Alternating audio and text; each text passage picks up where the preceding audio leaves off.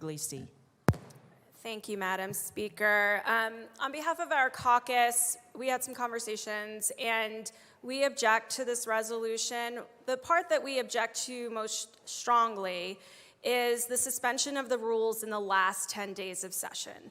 As many of us remember, during the last 3 days of session, when the rules were suspended, our voices were silenced. We were not allowed to represent the people of Colorado that elected us to be here. And our caucus has some extreme issues with that. The majority leader, which I respect, talked about constitutionality.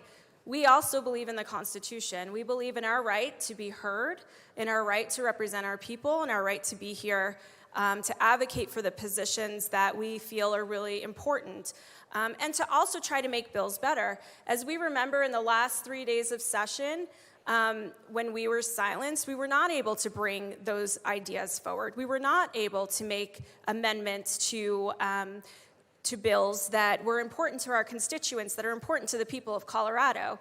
And what you saw was a movement to overturn that law I know we're not allowed to say laws, which law it was, but we all know there was a statewide movement, and the people of Colorado got to speak on that.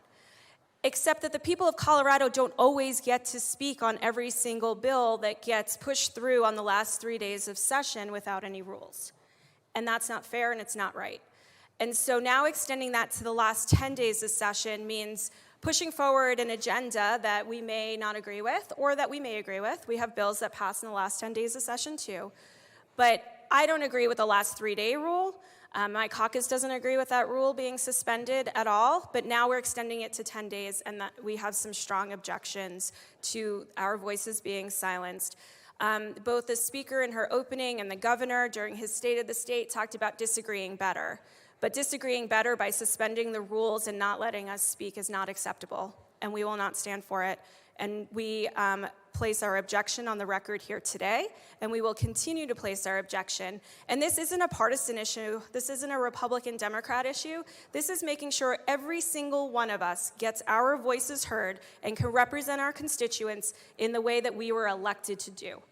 And so with that, on behalf of my caucus, place our objection to this resolution. I will be voting no. Our caucus, I believe, will be voting their conscience on this.